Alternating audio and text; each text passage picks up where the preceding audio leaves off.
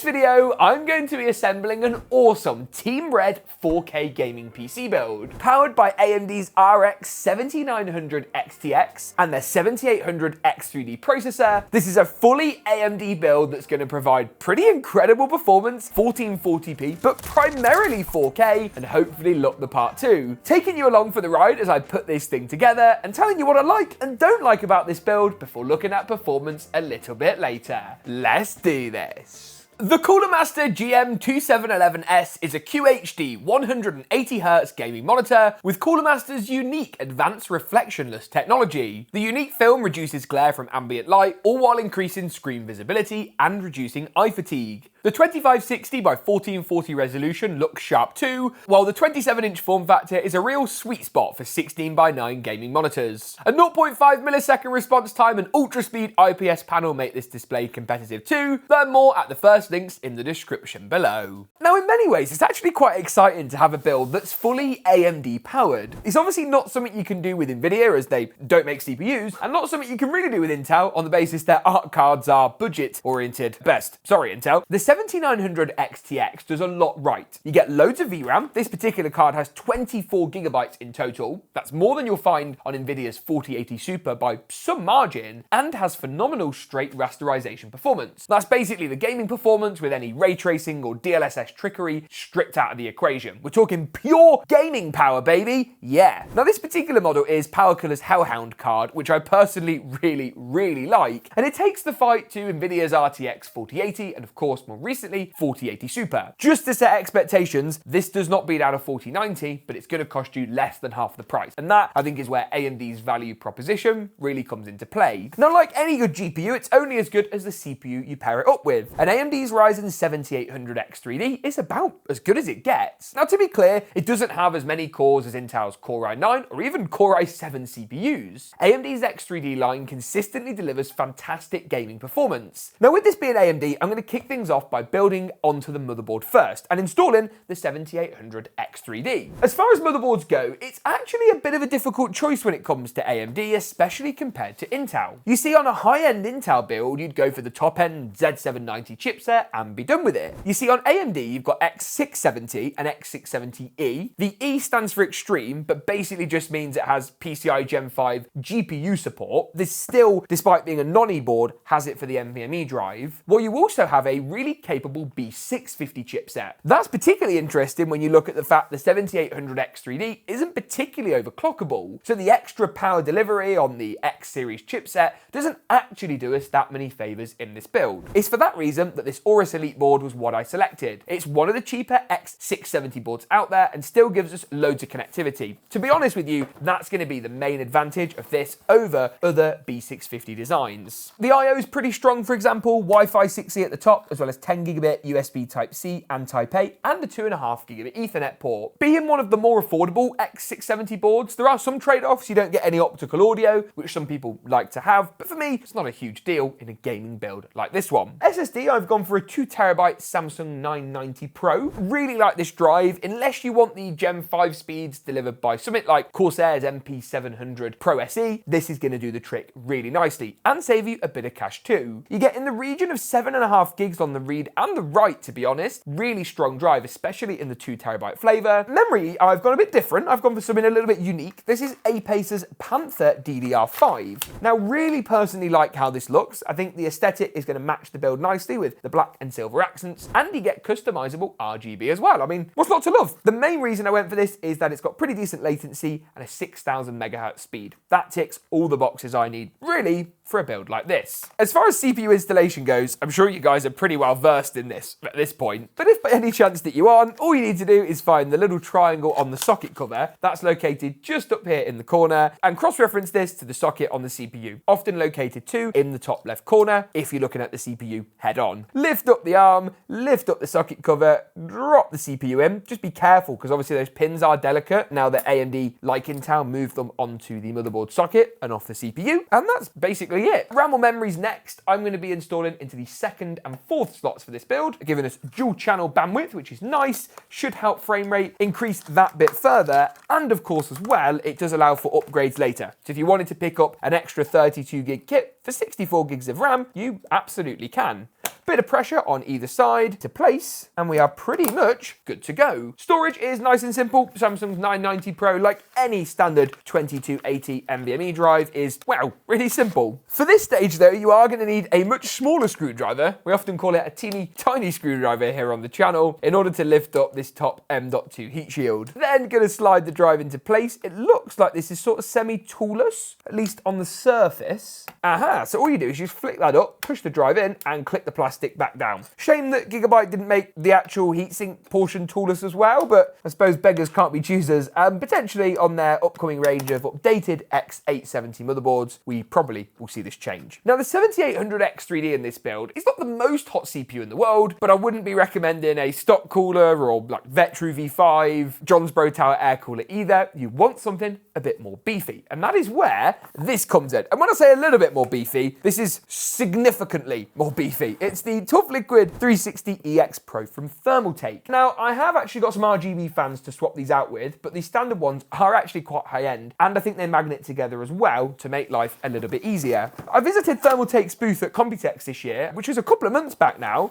and there's some really, really exciting stuff on the way. Now, in terms of the cooler, the fans don't come pre-mounted onto the radiator. That's something we are seeing with other brands, but as mentioned before, look how easy that is. They just magnet together. Beautiful. Maybe we can find a home for these fans where they're not going to be seen. Not because they're ugly, but because I want RGB ones in the key visual areas of the system. Potentially I can add these at the bottom for a bit of extra intake where those RGB rings might not be seen anyway. The main reason though that I'm actually getting the cooler out is to see if there's any prep that needs to be done to the motherboard at this stage. Now by the looks of things, it actually uses the stock plastic brackets that normally come pre-installed on the motherboard. I have used this board before and removed them, so I'm going to locate them, screw them back on, and the rest of the cooler can wait until a bit later. So that was not a wasted exercise, but there really is nothing to do if you're following along for yourself. And with that, it is time to move on to the case. Now this is a bit of a unit. So this is again from Thermaltake, and it's their E600MX. Now this uses their like chimney style airflow philosophy, I believe, whereby you bring in air from the bottom and exhaust out the top. At the rear, I suppose you could use that as an intake or exhaust. There is a mesh dust filter, which implies intake. And at the front, I think this front panel is changeable if you wanted to mount fans. I don't, so I'm going to take this internal fan rail out and just create room for seamless glass. And again, hopefully that won't affect the temperatures too much. We do have that fan mounting at the side rear portion, which we can use instead. There's a little bit of work that needs to happen with the case. I always strip cases down by taking off, as many side panels as possible.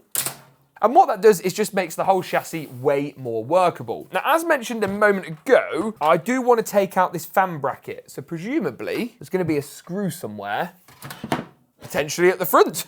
The front seems sensible. That will allow me to do this. Now, it's a shame this isn't toolless, as in, thumb screw might actually work sufficiently here, rather than these little screws, which I 100% feel like I'm going to thread or lose. However, I'm keeping an open mind, and it looks at the bottom, it latches really easily. So only 2 screws for the whole bracket, definitely a redeeming feature. How strong is the frame? Very. Now what I like about this is it's kind of like your dual chamber fish tank cases without the width. A lot of these cases, because they've got 2 chambers, are very, very wide, and I'm not a huge fan of that. This isn't. It is, however, in many ways a little bit of an acquired taste, and I think that the next step of the build is going to highlight this more than any other. Installing the motherboard, and you'll quickly realise it's a sideways motherboard installation. So again, this is just a little bit funky. Now, let me rest it into place. That's going to give us a good idea of how it's actually going to look.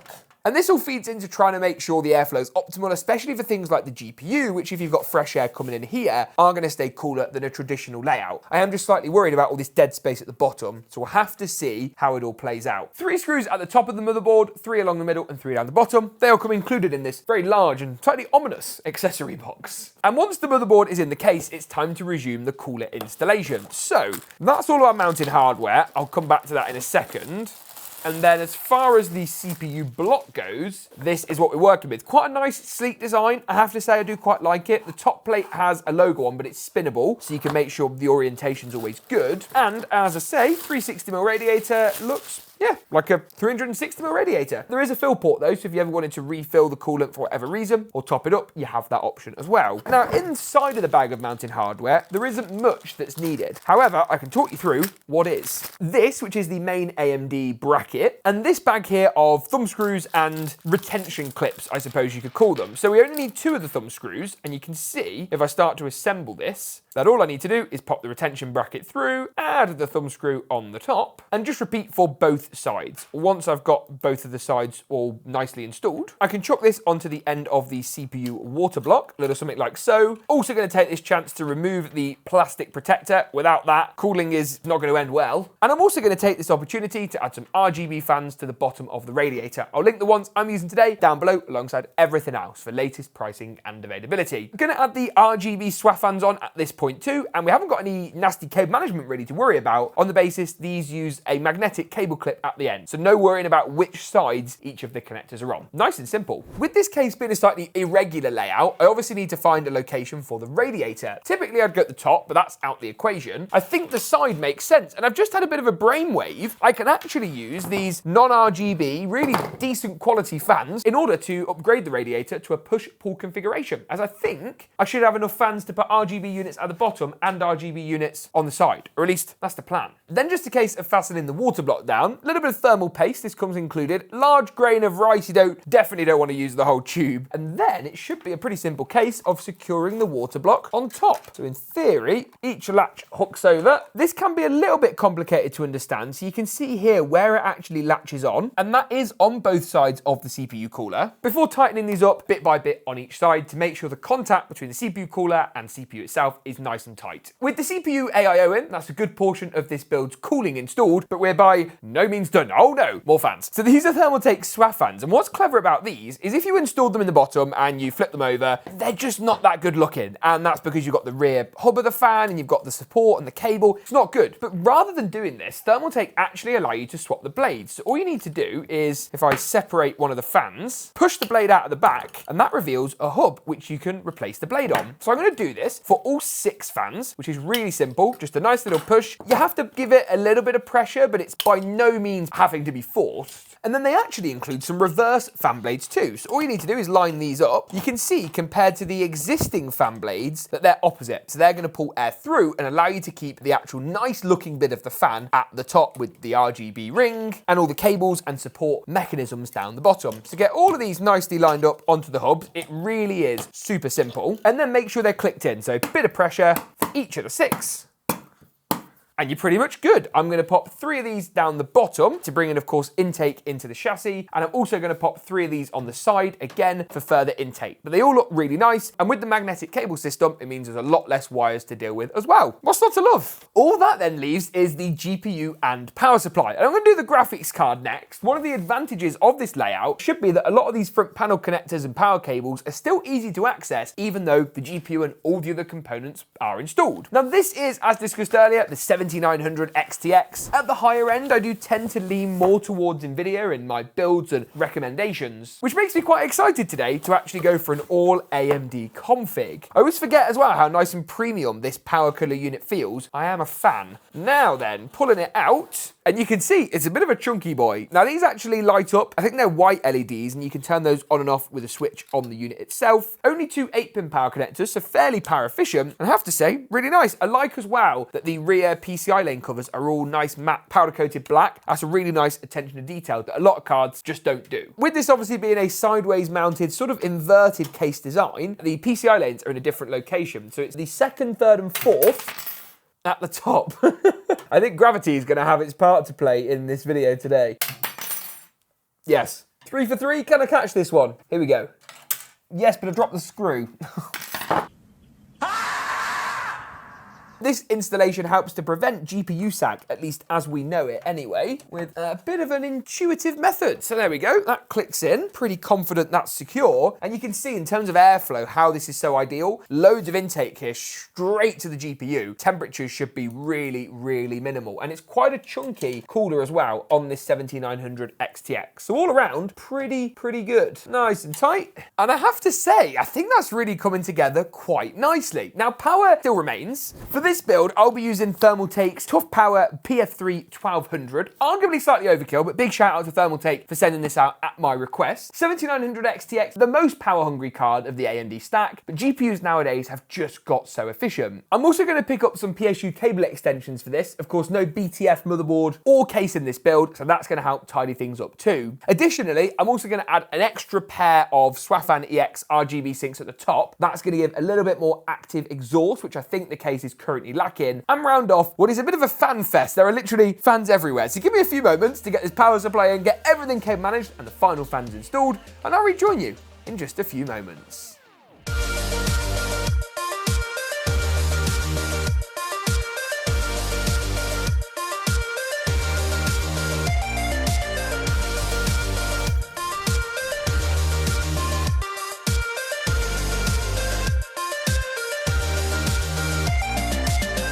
Moving through into performance, and it's of course crucial to make sure this build performs as good as it looks. Now the 7900 XTX is one powerful GPU, and this is shown in the first gaming benchmark, Call of Duty's Warzone. Here at 4K high settings with FSR enabled and set to the quality preset, this build achieved a really strong 166 FPS on average. For a bit of context, this is around 50 FPS higher than on the 4070 Ti Super from our build last week. Yes, this is a more expensive GPU, but it provides significantly more rasterization performance. Call of Duty's Modern Warfare 3 was a similar story, perhaps unsurprisingly. 4K high FSR again on the quality preset, and the build delivered 195 FPS on average. Starfield is next. This is a harder game to run, really have trouble running this title on a lot of systems, so at 4K high to achieve 75 FPS was quite impressive, and I was actually quite pleased with it. Hogwart's Legacy is next, 4K in this RPG title, quite a VRAM intensive game. That's where the XTX really does well. High settings, as I say, 90 frames per second all told. Again, really great frame rate for 4K, drop down to 1440 and you'd be well into the triple digits. Fortnite at 1080p competitive is next on the list. Here the build achieved over 300 FPS with 312 frames per second on average. Moving through into Apex and working back up to 4K high settings, again, really good performance numbers, 221 FPS to be precise, while Cyberpunk 2077 wraps things up. Here, the Nvidia cards do have an advantage. 4K high and the XTX still achieved a strong 76 FPS, but move over to a 4080 Super and I do think the mileage you're going to get is going to be that little bit better. All in all, this is one great looking build with a unique case, high performing hardware, and a price point that, while expensive, hopefully doesn't fall into the territory of ludicrous. If you enjoyed this video, make sure to get subscribed. Let me know what you think of the build in the comments down below. Thank you for watching, and as always, we'll see you in the next one.